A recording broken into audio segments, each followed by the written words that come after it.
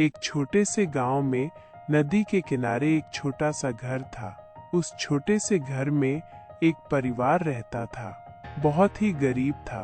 उसके पास खाने के लिए और पहनने के लिए ढंग की वस्तुएं नहीं थीं।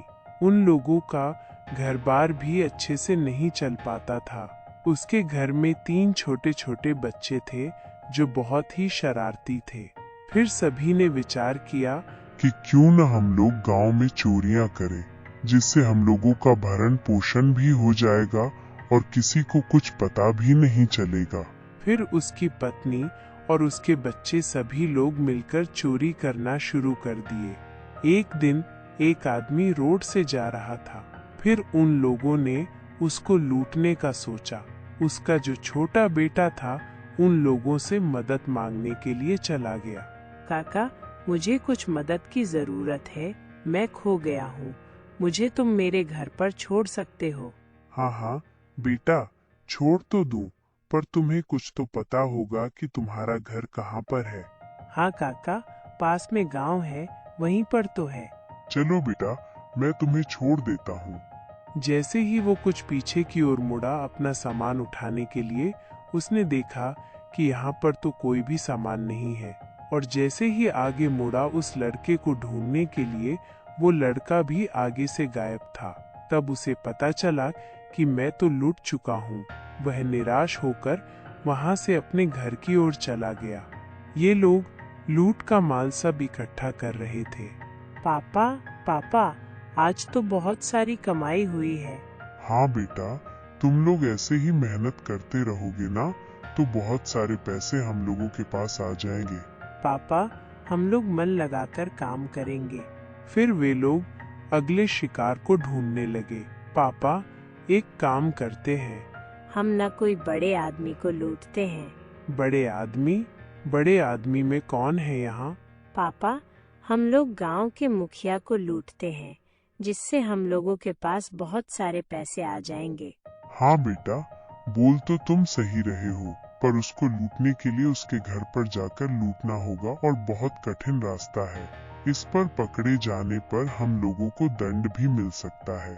अरे पापा, हम लोग उसको अपने जाल में फंसाकर लूटेंगे। ठीक है, तो हम लोग आज रात को ही उसको लूटने का प्लान बनाते हैं। फिर सभी कोई रात का इंतजार करने लगे। जैसे ही रात हुए, वे लोग मुखिया के दरवाजे पर जाकर बोले कि मुखिया जी, मेरी मदद करें। कुछ गुंडों ने मिलकर मेरे घर के ऊपर कब्जा कर लिया है। मुखिया सो रहा होता है। वो उठकर झटपट से बाहर आता है और देखता है कि 3 बच्चे वहां पर आए हुए हैं और उससे मदद मांग रहे थे। फिर उसने अपने पूरे आदमियों के साथ में उसके घर पर चला गया, उन गुंडों को मारकर भागने के लिए। जैसे ही मुखिया अपने घर से गया, चोर और उसकी पत्नी अंदर घुस गए। उन्होंने घर में जितना सोना चांदी पैसे जेवरात थे, सभी को एक बैग में भरकर बाहर आ गए और उन्होंने घर पे कुछ 1-2 आदमी को पैसे देकर के कब्जा करवाया हुआ था अपने से। जैसे ही मुखिया उन लोगों के घर पर गया, वे सभी आदमी वहां से भाग गए। फिर बच्चे उनको धन्यवाद दिए। फिर मुखिया अपने घर पर चला आया। घर पर आया तो उसने देखा कि पूरे रूम का सामान इधर उधर बिखरा हुआ है। उसने जाकर देखा तो उसकी अलमारी भी खुली हुई थी। ये कौन कर सकता है मेरे घर में आकर चोरी? मेरे पूरे पैसे और सोने जेवरात लेकर चले गए। अब मेरा क्या होगा? मैं तो लुट गया। चोर और उसका पूरा परिवार चोरी का जश्न मना रहा होता है, मानो कि उन लोगों ने बहुत बड़ा काम किया हो। वे लोग बहुत धनी हो गए थे, क्योंकि मुखिया के घर से उन लोगों ने बहुत सारे पैसे और सोने जेवरात को चुराए हुए थे। उन्होंने खुशी खुशी दिनों में अपना घर एकदम महलों के जैसा बना लिया। वहां पर मुखिया बहुत चिंतित रहने लगा कि उसकी पूरी संपत्ति को कोई चुरा कर लेकर चला गया। पर चोर के पूरे परिवार को उससे कोई फर्क नहीं पड़ता था। वो अपना चोरी का काम बरकरार रखने लगा। जब उसके पास बहुत सारा धन दौलत हो गया, तो गांव के सभी लोग सोचने लगे कि उस दिन पहले तो उसके पास खाने के लिए भी पैसे नहीं थे और अभी इतना सारा पैसा इसके पास कहां से आ गया। चोरी तो नहीं कर रहा है? मुझे तो लग रहा है कि ये चोरी कर ही रहा है भाई। मुखिया जी के भी घर जब चोरी हुआ था तब इनके ही तीनों बच्चों ने ही मिलकर उनके घर पे जाकर बोला कि उनके घर पे कोई कब्जा कर लिया हुआ था। है भाई, ये तो है, हमें तो लग रहा है कि यही लोग चोरियां कर रहे हैं। फिर उसने सारी बात जाकर के मुखिया जी को बताई। अरे हमें तो पहले से ही शक था, पर मैं मुखिया हूँ इस गांव का, इसलिए हम किसी के ऊपर इल्जाम नहीं लगा सकता हूँ। पर अब तुम सब साथ हो तो अब हमें इस राज का पता लगाना होगा। हाँ, आप सही कह रहे हैं। फिर उन्होंने एक तरकीब बनाई और उसे पकड़ने के लिए जाल बिछा दिया। उनमें से एक आदमी उस रास्ते पर चला गया जहां से चोर के आने की सबसे ज्यादा खबर आती थी। उसके कुछ दूर पीछे और उसके कुछ दूर आगे सब कोई चोर के परिवार का इंतजार करने लगा। जैसे ही वो चोर उन्हें लूटने के लिए आया तो उन्होंने कहा, हाँ, मैं तुम्हें छोड़ दूंगा अच्छे से। चोर ने कहा, नहीं, हमें अच्छे से नहीं छुड़वाना है, मैं जा रहा हूँ। उस लड़के को समझ आ गई थी कि ये लोग फैशन वाले हैं और वो भागने लगा। उसे भागते देखकर उसके परिवार वाले भी भागने लगे, मानो सबकी हालत खराब हो गई थी। उनका पीछा करते हुए गांव के लोग जंगल में चले गए, पर वे लोग नहीं मिले। फिर वे सभी मिलकर चोर के घर गए। गांव से जितना भी सामान चोरी हुआ था वो सब लेकर गांव वालों को दे दिया, पर उन लोगों का कोई पता नहीं चल रहा था कि वे लोग कहाँ गए।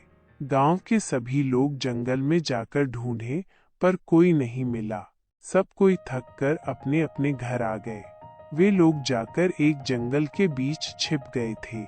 वो लोग आपस में बात कर रहे थे कि पापा, हम लोग तो बुरी तरह फंस गए हुए हैं, अब हम लोगों का बचना नामुमकिन है। हाँ बेटा, बोल तो तुम सही रहे हो, पर हम लोगों को कुछ न कुछ करना पड़ेगा, कुछ न कुछ तरकीब तो लगानी पड़ेगी बचने का। पापा, हम लोग एक काम करते हैं, हम लोग एक बहुत बड़े गुंडे से मिल करके गांव के सभी लोगों को मौत के घाट उतार देते हैं।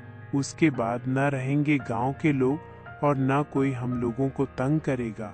हाँ बेटा, बोल तो तुम सही रहे हो, पर इसको हम लोग अंजाम कैसे देंगे?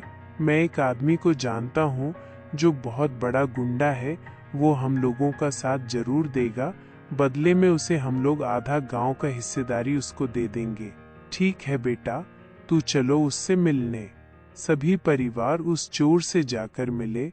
फिर ये सभी लोगों ने चोर को सारी बात बताई कि कैसे गांव वालों को मारना है, पर उन लोगों को पता नहीं था कि जो चोर था वो पहले इस गांव में चोरी किया करता था। उसे गांव के लोगों ने उसे एक अच्छा इंसान बनाया हुआ था। हाँ, ठीक है, कर दूंगा। मैंने मन ही मन सोचा कि मैं इन लोगों को पकड़वा जरूर दूंगा। फिर ये लोग चुपके से उसके साथ गए। जो चोर था वो पहले ही उसके घर वालों को बता दिया था कि ये लोग मेरे पास आए हुए हैं।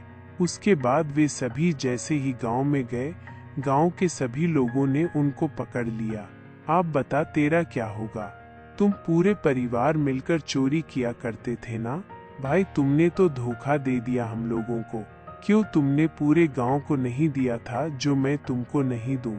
फिर वे सभी मिलकर इन लोगों को बहुत मारा और जान से मारने की धमकी दी। उसके बाद पुलिस के हवाले कर दिया। पुलिस ने उन लोगों को जेल में डाल करके बहुत मारा, बहुत तंग किया। फिर उनको समझ में आया कि बुरे काम का नतीजा हमेशा बुरा ही होता है। कभी भी किसी का बुराई नहीं करना चाहिए, नहीं तो बुरे काम का नतीजा हमेशा बुरा होता ही है।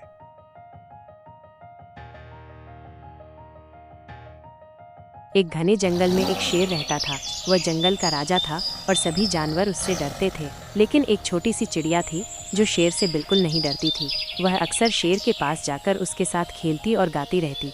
एक दिन शेर बीमार पड़ गया। वो बहुत कमजोर हो गया था और खाना भी नहीं खा पा रहा था। चिड़िया ने शेर को इस हालत में देखा तो उसे बहुत दुख हुआ। उसने शेर से कहा, डरो मत, मैं तुम्हें ठीक कर दूंगी। चिड़िया ने जंगल के सभी जानवरों से मदद मांगी। सभी जानवरों ने मिलकर शेर के लिए जड़ी बूटियां इकट्ठी की। चिड़िया ने उन जड़ी बूटियों से एक दवा बनाई और शेर को पिलाई। कुछ दिनों बाद शेर बिल्कुल स्वस्थ हो गया। शेर बहुत खुश हुआ और उसने चिड़िया को धन्यवाद दिया। उसने कहा, तुम मेरी सबसे अच्छी दोस्त हो। तब से शेर और चिड़िया हमेशा साथ रहते थे।